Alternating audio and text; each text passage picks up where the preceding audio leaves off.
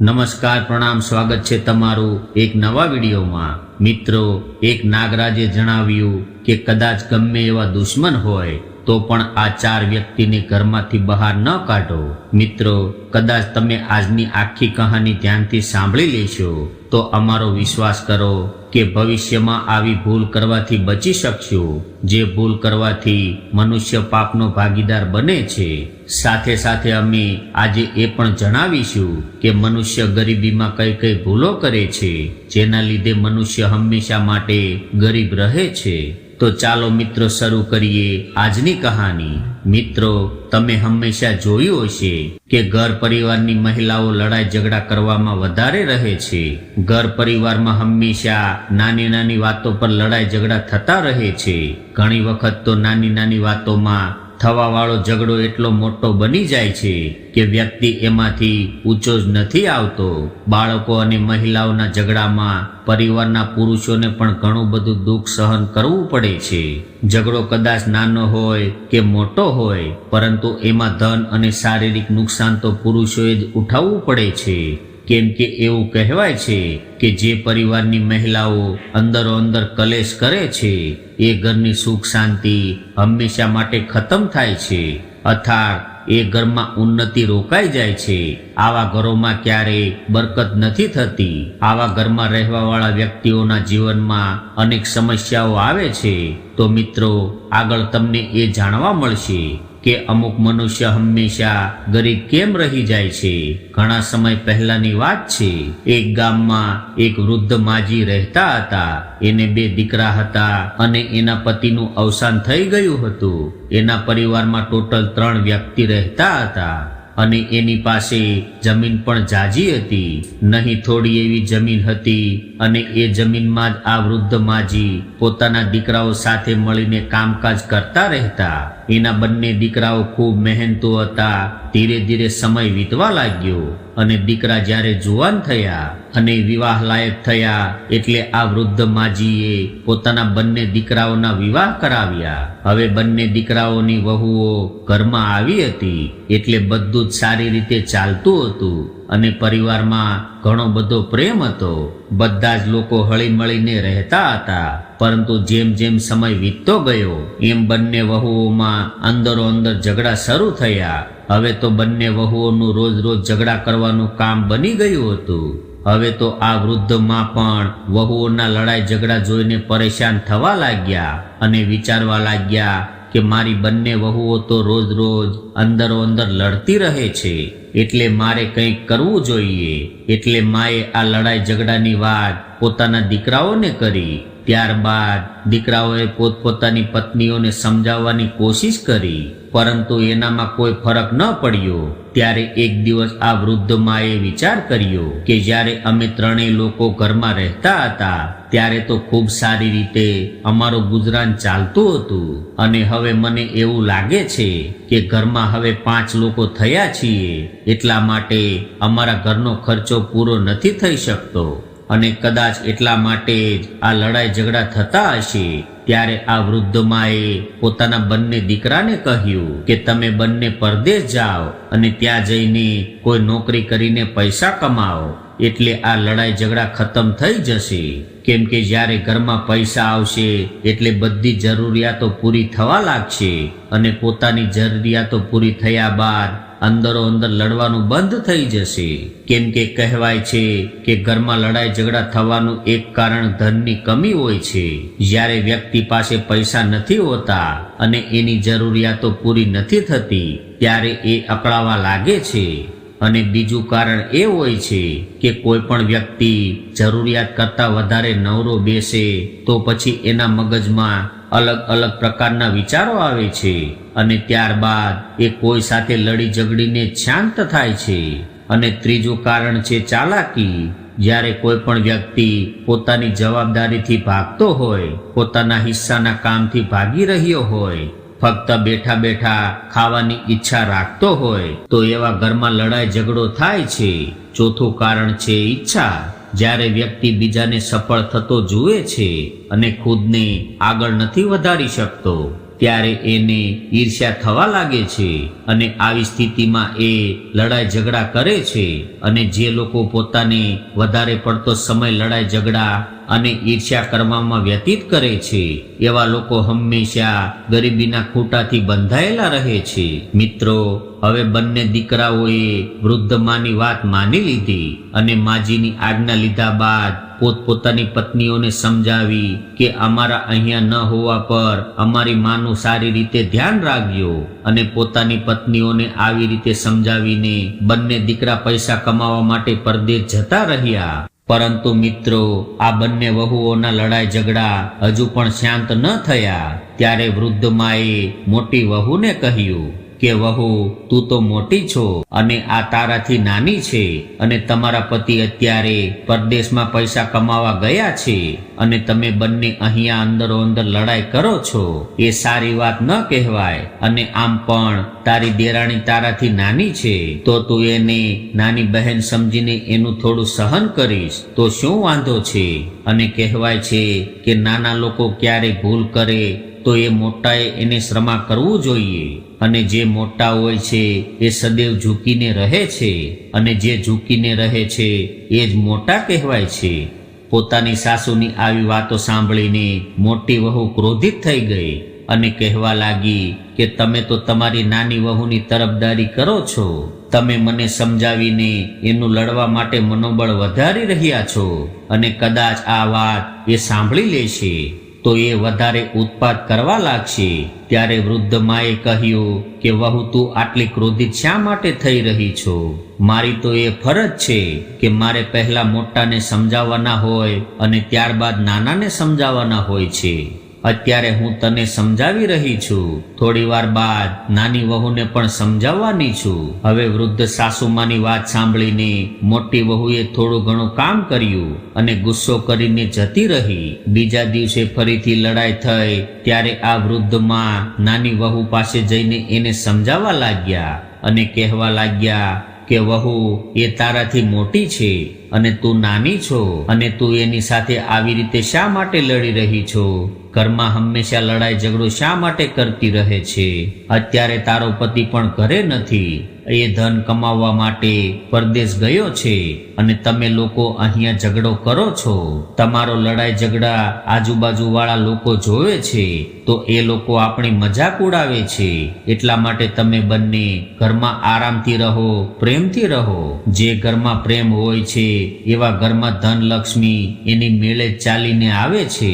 મિત્રો, હવે નાની વહુએ એવું વિચાર્યું કે મારી સાસુ તો એની મોટી વહુની તરફદારી કરી રહી છે એટલે એ કહેવા લાગી કે સાસુમાં, તમે મને વધારે સમજાવવાની કોશિશ ન કરો, નહીતર હું તમારું પણ અપમાન કરી નાખીશ. હું જાણું છું કે તમે તમારી મોટી વહુને ખૂબ પ્રેમ કરો છો અને મારી સામે તો જોતા પણ નથી. હવે વૃદ્ધમાં નાની વહુને સમજાવીને ત્યાંથી જતી રહી અને વિચારવા લાગી કે મારી બંને વહુઓની બુદ્ધિ ખરાબ થઈ ગઈ છે એટલે એ મારી વાત નહીં માને.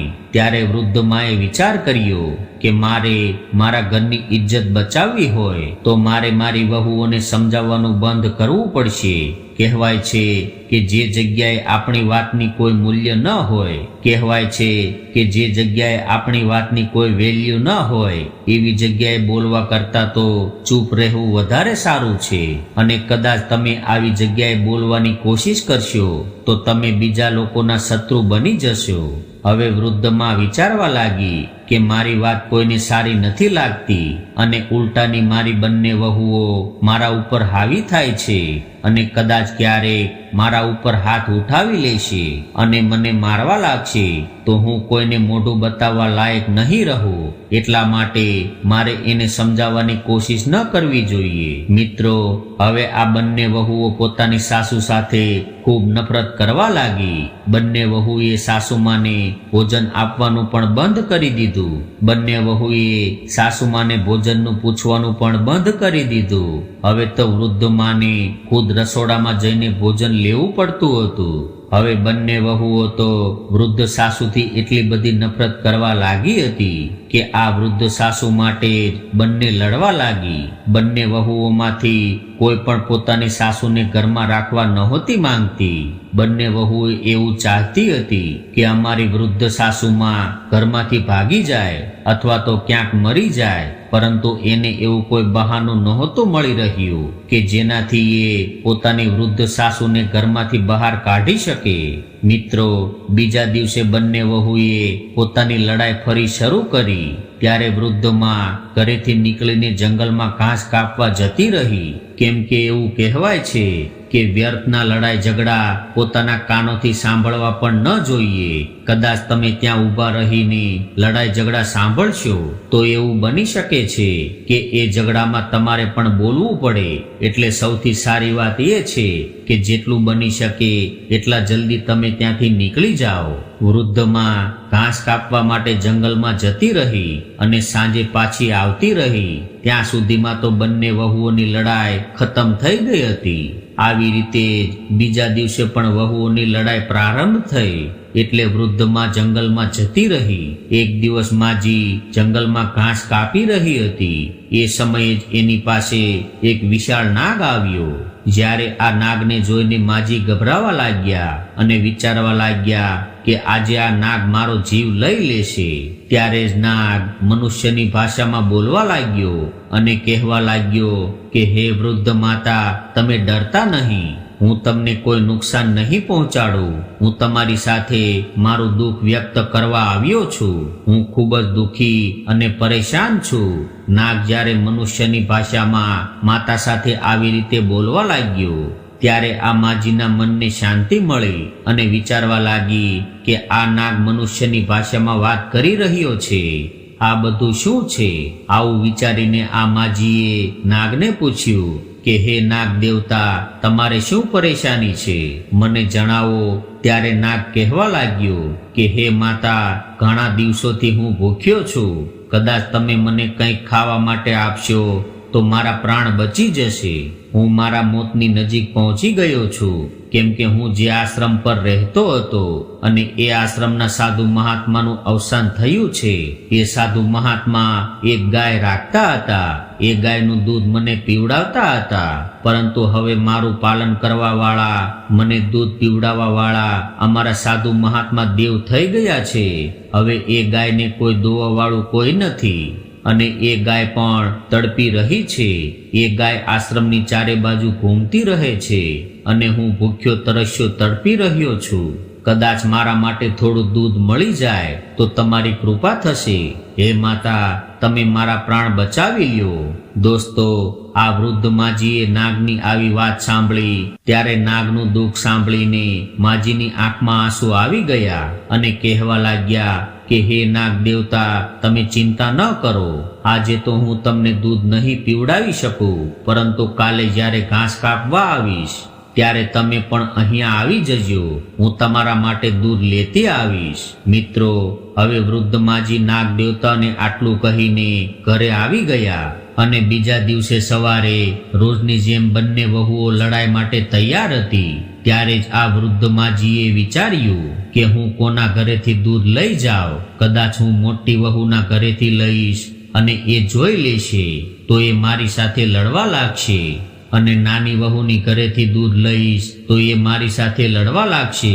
હું કોના ઘરેથી દૂધ લઈ જાઉં? ત્યારબાદ એણે વિચાર કર્યો કે એક દિવસ મોટી વહુના ઘરેથી ચોરીને દૂધ લઈ જાઉં અને બીજા દિવસે નાની વહુના ઘરેથી લઈ જઈશ, એટલે એને ખબર પણ નહીં પડે અને હું નાગ દેવતાને દૂધ પીવડાવી દઈશ. મિત્રો, હવે વૃદ્ધ માએ એવું જ કર્યું. મોટી વહુના ઘરેથી થોડું દૂધ લીધું અને દૂધ લઈને જંગલમાં જતા રહ્યા. અને જ્યારે એ ઘાસ કાપવા માટે એ જગ્યાએ પહોંચી ગયા ત્યારે નાગ દેવતા પણ આવી ગયા અને કહેવા લાગ્યા કે હે માતા, મારા માટે દૂધ લાવ્યા છો કે નહીં? ત્યારે માજીએ કહ્યું કે હા નાગ દેવતા, હું તમારા માટે દૂધ લાવી છું. ત્યારબાદ માજીએ નાગ દેવતાને પ્રેમથી દૂધ પાયું એટલે એના આત્માને તૃપ્તિ થઈ, એને શાંતિ મળી. ત્યારબાદ નાગ દેવતા કહેવા લાગ્યા કે હે માતા, તમે આજે મારો જીવ બચાવ્યો છે.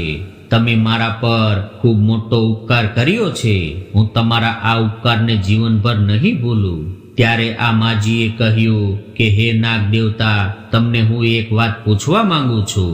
કાલે તો હું તમારા ડરના લીધે પૂછી નથી શકી, પરંતુ આજે હું પૂછવા માંગુ છું કે તમે નાગ થઈને પણ મનુષ્યની જેમ કેવી રીતે બોલી શકો છો? તમે નાગ દેવતા છો કે પછી બીજું કોઈ? ત્યારે નાગ દેવતા કહે છે કે હે માતા, હું એક શ્રાપના કારણે નાગ બન્યો છું. હું એક રાજાના ઘરમાં પેદા થયો હતો અને નાગ સમજીને મારા પિતાએ મને જંગલમાં છોડી દીધો છે. મારો આ શ્રાપ 21 વર્ષનો હતો અને મારી મુક્તિમાં હવે જાજો સમય બાકી નથી રહ્યો. 1 વર્ષ બાદ મને ફરીથી મનુષ્યનું શરીર મળી જશે અને હું એ સમયની રાહ જોઈ રહ્યો છું. મિત્રો, ત્યારબાદ નાગ દેવતાએ પોતાની બધી જ વાત આ વૃદ્ધ માતાને જણાવી દીધી અને વૃદ્ધ માતાને આ નાગનું દુઃખ સાંભળીને એની સાથે મમતા થઈ ગઈ. હવે તો આ માજી પોતાની વહુઓના ઘરેથી દૂધ ચોરીને લાવતી હતી અને નાગ દેવતાને પીવડાવતી હતી. આવી રીતે રોજ નાગને દૂધ પીવડાવવા લાગી. નાગને હવે એવું લાગતું હતું જાણે કે એને એની સગીમાં મળી ગઈ હોય. મિત્રો, એક દિવસ આ વૃદ્ધ માજીની વહુએ જોયું કે રોજ એનું દૂધ ઓછું થાય છે, એટલે વહુએ મનમાં વિચાર કર્યો અને બંને વહુઓ વાતો કરવા લાગી કે આપણું દૂધ કોઈ ચોરી કરે છે, પરંતુ દૂધ ચોરવા માટે આપણા ઘરમાં કોણ આવે છે? ત્યારબાદ એમણે વિચાર કર્યો કે કેવળ આપણી સાસુ આપણા રસોડામાં જાય છે તો પછી આપણું દૂધ બીજું કોણ ચોરી કરી શકે? ત્યારબાદ બંને વહુઓએ યોજના બનાવી અને છુપાઈને જોવા લાગી.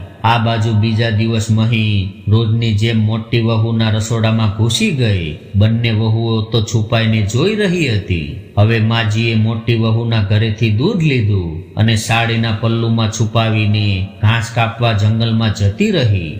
આ બાજુ વૃદ્ધ સાસુને દૂધ લઈ જતા આ બંને વહુઓ જોઈ રહી હતી. ત્યારે નાની વહુએ કહ્યું કે ચાલો આપણે એ જોઈએ કે આપણી સાસુ આ દૂધ ચોરીને જંગલમાં ક્યાં જાય છે અને કોને પીવડાવે છે.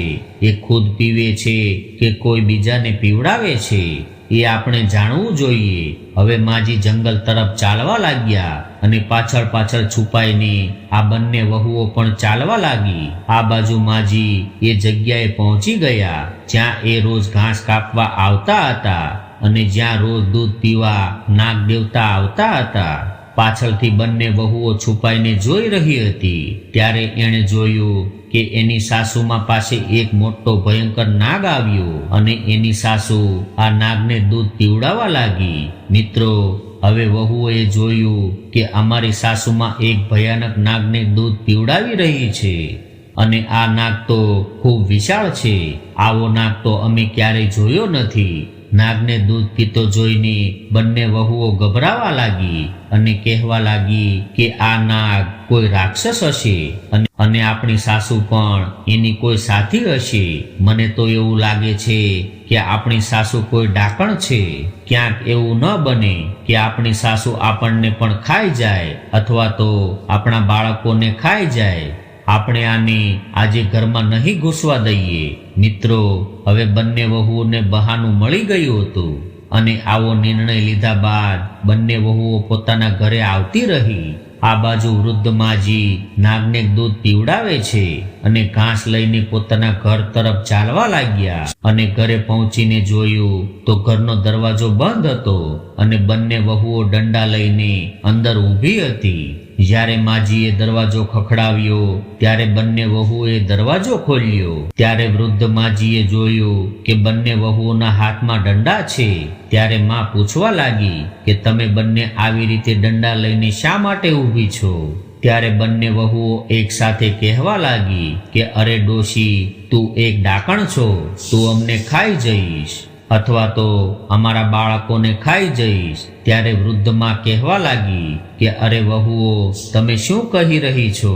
હું તમારી સાસુ છું, હું કોઈ ડાકણ નથી કે હું તમારા બાળકોને ખાઈ જાઉં. અરે તમારા બાળકો તો મને મારા જીવ કરતા પણ વહાલા છે અને તમે કેવી વાતો કરી રહી છો? ત્યારે બંને વહુઓ કહેવા લાગી કે એ ડોશી, અમને મૂર્ખ ન બનાવ, અમે તને જોઈ લીધી છે. કે તું એક મહાભયંકર નાગને દૂધ પીવડાવે છે. અમારા ઘરમાંથી ચોરી કરીને દૂધ લઈને એ નાગને પીવડાવે છે અને એ નાગ કોઈ રાક્ષસ જેવો લાગે છે અને તું એની સાથે કોઈ ડાકણ છો, એટલે અમે તારો વિશ્વાસ કેવી રીતે કરી શકીએ? એટલે આજ પછી તમારા માટે આ ઘરમાં કોઈ જગ્યા નથી. આજ પછી તમારો અમારી સાથે કોઈ સંબંધ નથી રહ્યો. મિત્રો, વૃદ્ધ માએ ખૂબ અજીજી કરી અને કહ્યું કે તમે જેવું વિચારી રહી છો એવું કંઈ નથી. આ ઘર મારું છે, એટલે મને અંદર આવવા દો.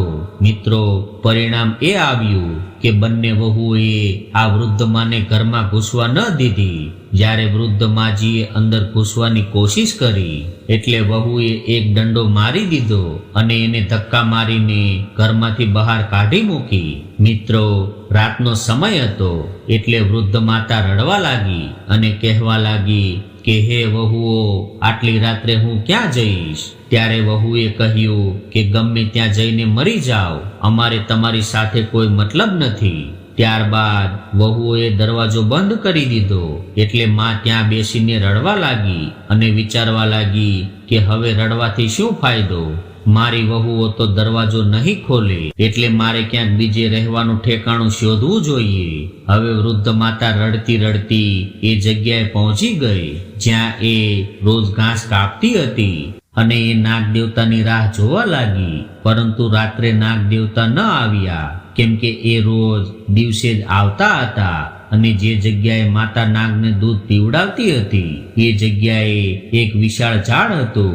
એટલે આ ઝાડના થડ પાસે બેસીને આખી રાત વ્યતીત કરી અને જ્યારે સવાર થયું ત્યારે રોજની જેમ સમય અનુસાર નાગ દેવતા આવી ગયા. ત્યારે નાગ દેવતાને માજી ક્યાંય જોવા ન મળ્યા એટલે નાગ દેવતા આજુબાજુમાં જોવા લાગ્યા. નાગ દેવતાએ જોયું કે આ વૃક્ષના થડ પાસે બેસીને માતા રડી રહી હતી એટલે નાગ દેવતા એની પાસે પહોંચી ગયા અને કહેવા લાગ્યા કે હે માતા, તમને શું થયું છે?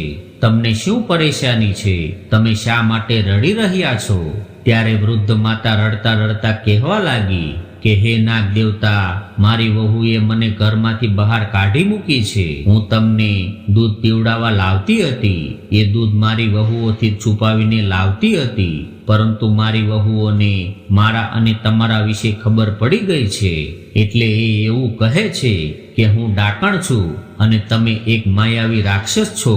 અને મારી વહુઓ એવું કહે છે કે હું એના બાળકોને મારીને ખાઈ જઈશ, એટલા માટે એણે મને ઘરમાંથી કાઢી મૂકી છે. મારા દીકરાઓ અત્યારે ઘરમાં નથી. મારા બંને દીકરાઓ પરદેશમાં ધન કમાવા માટે ગયા છે.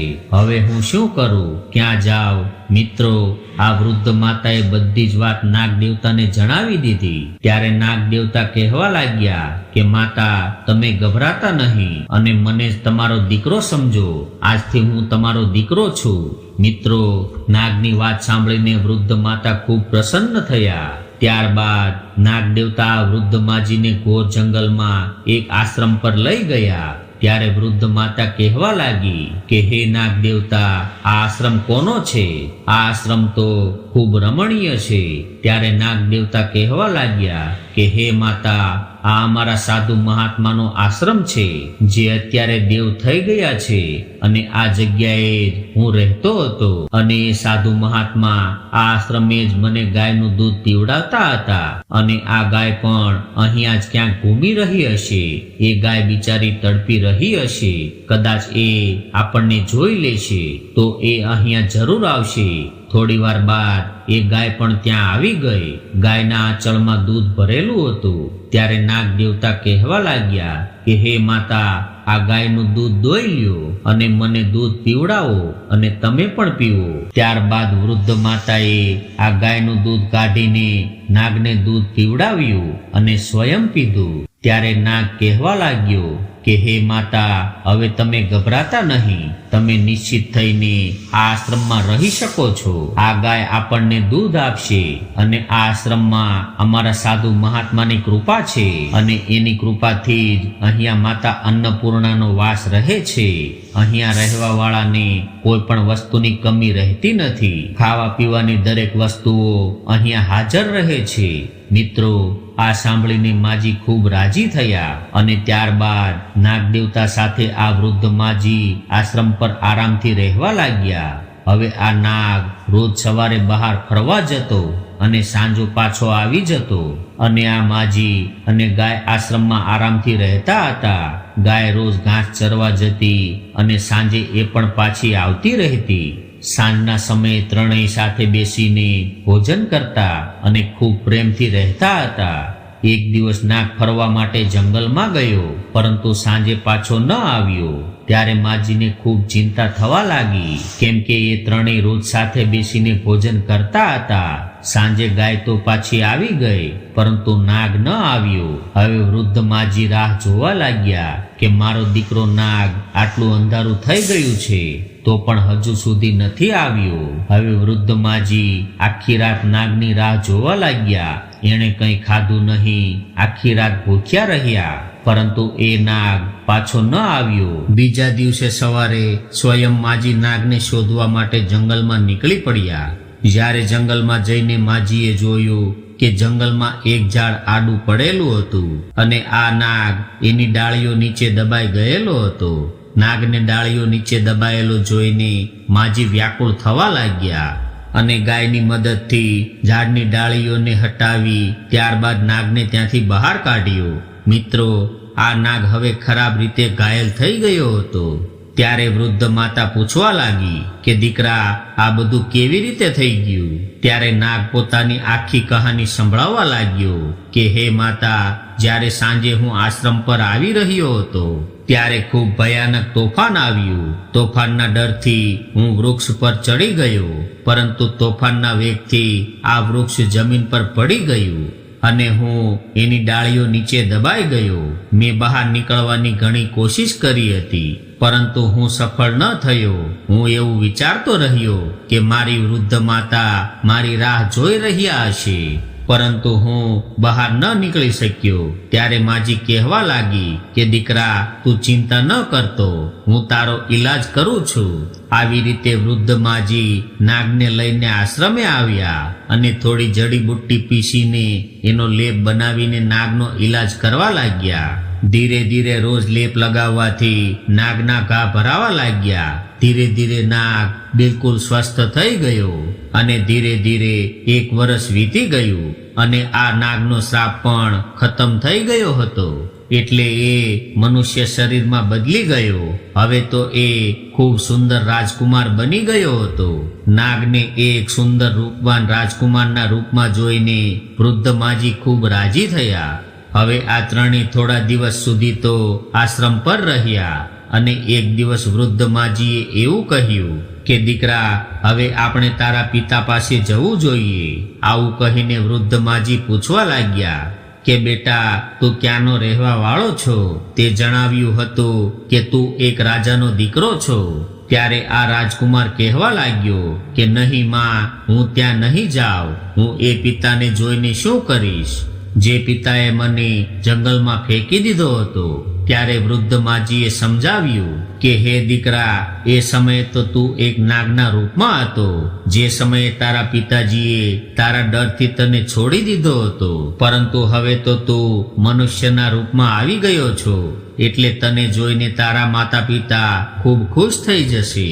હવે આ રાજકુમાર વૃદ્ધ માજીને લઈને પોતાના રાજમહેલ તરફ ચાલવા લાગ્યો અને જ્યારે એ પોતાની રાજધાનીમાં પહોંચી ગયો ત્યારે ત્યાંના લોકો આ સુંદર યુવકને જોઈને એના પર મોહિત થઈ ગયા અને લોકો વિચારવા લાગ્યા કે કદાચ આ સુંદર રાજકુમાર આપણો રાજા હોત તો કેટલું સારું હોત.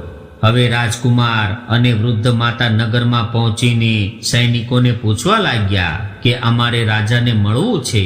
ત્યારબાદ સૈનિકો એને રાજાના મંત્રી પાસે લઈ ગયા. હવે આ રાજકુમારે મંત્રીને કહ્યું કે હે મહામંત્રી, અમે મહારાજને મળવા આવ્યા છીએ, એ અત્યારે ક્યાં મળશે? ત્યારે મહામંત્રી કહેવા લાગ્યા કે અમારા મહારાજ અને મહારાણી આ સમયે તમને મળી શકે એવી પરિસ્થિતિમાં નથી. અત્યારે એની હાલત ખરાબ છે. અમારા રાજા તો અત્યારે અમારા રાજ્યને પણ નથી સંભાળી શકતા. અહીંનું સિંહાસન બિલકુલ સૂનું પડ્યું છે. ત્યારે આ યુવાને જીદ કરી અને કહ્યું કે હે મહામંત્રી, તમે કોશિશ કરો કે અમે મહારાજને મળી શકીએ. અમારું એને મળવું ખૂબ જરૂરી છે. ત્યારે મંત્રી કહેવા લાગ્યો કે મહારાજ અત્યારે બીમાર છે અને આ વાત 21 વર્ષ પહેલાની છે. અમારા મહારાણીએ એક સર્પને જન્મ આપ્યો હતો અને જ્યારે મહારાજાએ આ સર્પને જોયો ત્યારે એ ખૂબ ભયભીત થઈ ગયા હતા. પરંતુ અમારા મહારાણી માટે તો આ સર્પ પણ ખૂબ પ્યારો હતો, કેમ કે મા માટે એનું બાળક ગમે એવું હોય તો પણ પ્રિય હોય છે. પરંતુ મહારાજે એવું વિચાર્યું કે આ વાત સમાજના લોકો જાણશે કે મહારાજના ઘરે પુત્રની જગ્યાએ એક સર્પ પેદા થયો છે તો લોકો અમારાથી ધૃણા કરશે. એટલા માટે મહારાજાએ એ સર્પને જંગલમાં ફેંકાવી દીધો અને ત્યારથી જ મહારાજ અને મહારાણી બીમાર રહે છે અને રાજસિંહાસન છોડી દીધું છે. ત્યારબાદ મહારાજ ક્યારેય રાજસિંહાસન પર બિરાજમાન નથી થયા અને પોતાના મહેલમાં ખરાબ રીતે ઉદાસ થઈને પડ્યા રહે છે. મિત્રો, આ યુવકે આવું સાંભળ્યું ત્યારે મહામંત્રીને નિવેદન કર્યું કે જો તમે અમને મહારાજના દર્શન કરાવશો તો તમારી કૃપા થશે. ત્યારે મહામંત્રી આ રાજકુમાર અને વૃદ્ધ માજીને લઈને મહારાજ પાસે ગયા. જ્યારે આ યુવક મહારાજ પાસે પહોંચ્યો અને એના ચરણ સ્પર્શ કર્યા ત્યારે રાજા અને રાણીના શરીરમાં એક કરંટ જેવું લાગ્યું. એક એવી શક્તિ આવી કે એ બંને એકદમ ઉઠીને બેસી ગયા અને કહેવા લાગ્યા કે બેટા, તું કોણ છો? તું ક્યાંથી આવ્યો છો? તે જ્યારે અમારા ચરણ સ્પર્શ કર્યા ત્યારે અમારી અંદર કોઈ શક્તિનું આગમન થયું છે. તું કોણ છો દીકરા? તારો પરિચય આપ. ત્યારે આ યુવક કહેવા લાગ્યો કે હે પિતાજી, હું તમારો દીકરો છું. હું નાગના રૂપે પેદા થયો હતો. ત્યારે તમે જ મને જંગલમાં છોડી મૂક્યો હતો. મને 21 વર્ષનો શ્રાપ હતો અને આ 1 વર્ષ પહેલા જ મારો શ્રાપ ખતમ થયો છે. હવે હું ફરીથી મનુષ્ય સ્વરૂપે આવી ગયો છું. આટલું સાંભળતા જ રાજા અને રાણીએ એને ગળે લગાવી લીધો. હવે તો રાજા અને રાણી ખૂબ જ ખુશ થઈ ગયા, કેમ કે વર્ષો બાદ એને પોતાના પુત્રના દર્શન થયા હતા. ત્યારબાદ રાજા એના દીકરા પાસે ક્ષમા માંગવા લાગ્યા કે બેટા, મેં તારો ત્યાગ કરીને ખૂબ મોટી ભૂલ કરી હતી. મને ક્ષમા કરી દે. કહેવાય છે કે મનુષ્યએ આ 4નો ક્યારેય ત્યાગ ન કરવો જોઈએ. નંબર 1 બાળક, નંબર 2 વૃદ્ધ માતા પિતા, નંબર 3 પાગલ વ્યક્તિ, નંબર 4 ચરણમાં આવેલા વ્યક્તિનો ક્યારેય ત્યાગ ન કરવો જોઈએ. એને ક્યારેય પોતાના ઘરમાંથી બહાર ન કાઢવો જોઈએ. ત્યારબાદ રાજાએ એવી સૂચના આપી દીધી કે આ મારો દીકરો છે અને આવતીકાલે એનું રાજતિલક કરવામાં આવશે. બીજા દિવસે એનું રાજતિલક કરવામાં આવ્યું અને રાજા રાણી પોતાના પુત્રના લાડ પ્રેમમાં લાગી ગયા. પરંતુ વૃદ્ધ માજી ઉદાસ થઈ ગયા અને વિચારવા લાગ્યા કે આ દીકરો તો એની માને મળી ગયો છે, પરંતુ હવે હું ક્યાં જઈશ? ત્યારે આ યુવક કહેવા લાગ્યો કે હે માજી, તમે તો મારી માં છો. મને જન્મ આપવા વાળી માં તો આ મહારાણી છે, પરંતુ મારું પાલન કરવા વાળી માં તમે છો. તમે મારા પ્રાણની રક્ષા કરી છે, એટલા માટે મારી જન્મ આપવા વાળી માં કરતા તમારો દરજ્જો ઊંચો છે. અને તમે શા માટે ગભરાઈ રહ્યા છો? તમને એ વાતની ચિંતા થઈ રહી છે કે તમને કોઈ નહીં પૂછે, પરંતુ હે માતા, આજ પછી તમે અહીંયાના રાજમાતા કહેવાશો. મિત્રો, હવે આ રાજકુમારે વૃદ્ધ માજીને રાજમાતા ઘોષિત કરી દીધા. હવે વૃદ્ધ માજી ખૂબ પ્રસન્ન થયા અને આ બાજુ આ વૃદ્ધ માજીના દીકરાઓ પરદેશમાંથી ઘરે આવ્યા અને પોતાની વૃદ્ધ માને ઘરે ન જોયા એટલે એની પત્નીઓને પૂછવા લાગ્યા કે અમારી માં ક્યાં ગઈ છે? ત્યારે એની પત્નીઓ કહે છે કે તમારી માં તો એક ડાકણ હતી, એટલા માટે અમે એને મારીને અહીંથી ભગાવી દીધા છે. એ રોજ એક નાગને દૂધ પીવડાવવા જંગલમાં જતી હતી. પોતાની પત્નીઓના મુખથી આવી વાતો સાંભળીને બંને દીકરાઓ ક્રોધિત થયા અને પોતાની પત્નીઓ પર ક્રોધ કરીને એને ઘરમાંથી બહાર કાઢવા લાગ્યા અને કહેવા લાગ્યા કે તમને શરમ નથી આવતી કે કે તમે અમારી માને ડાકણ કહો છો, ક્યાં છે અમારી માં, જલ્દી જણાવો. મિત્રો, આ વહુને ખબર નહોતી કે આ સમય અમારી સાસુમાં ક્યાં છે. હવે તો એના પતિઓ રોજ એને મારવા લાગ્યા અને ધીરે ધીરે એની હાલત ખરાબ થઈ ગઈ. કેમ કે ન તો એને શાંતિથી ભોજન મળી રહ્યું હતું કે ન તો કોઈ સન્માન મળી રહ્યું હતું. એના ખુદના બાળકો જ એનાથી નફરત કરવા લાગ્યા હતા. બધા જ લોકો એને ધૃણિત નજરથી જોવા લાગ્યા. કેમ કે કહેવાય છે ને કે જે પોતાના વૃદ્ધ વડીલોનો અનાદર કરે છે, એનું અપમાન કરે છે, તો એનું અપમાન સમાજ કરે છે અને એના ખુદના સંતાનો પણ એનું સન્માન નથી કરતા. મિત્રો, હવે આ વૃદ્ધ માજીના બંને દીકરાઓને એ ખબર પડી કે અમારી માં એક રાજ્યની રાજમાતા બની ગઈ છે.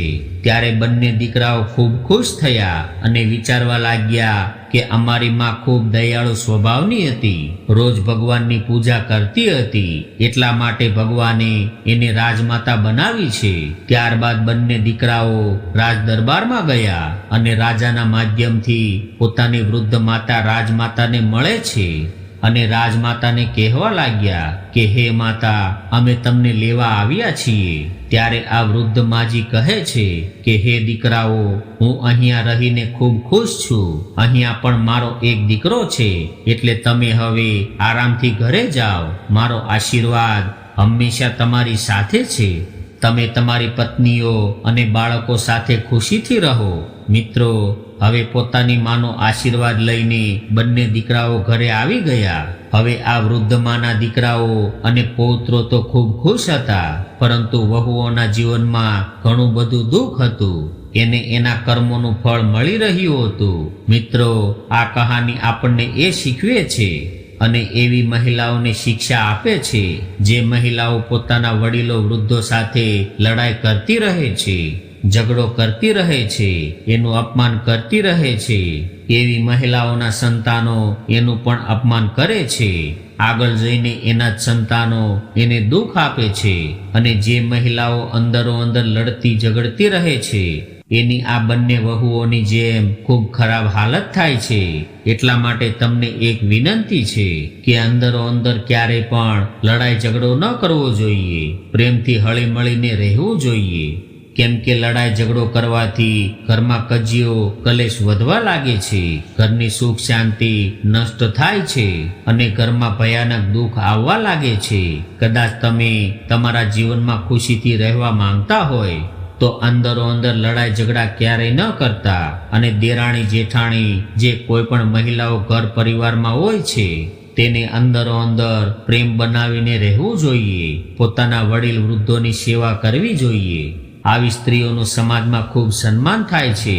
તો મિત્રો, આજની સ્ટોરી તમને કેવી લાગી કોમેન્ટમાં જરૂર જણાવજો અને પસંદ આવી હોય તો વિડીયોને લાઈક, શેર અને ચેનલને સબસ્ક્રાઇબ જરૂરથી કરજો. હર હર મહાદેવ.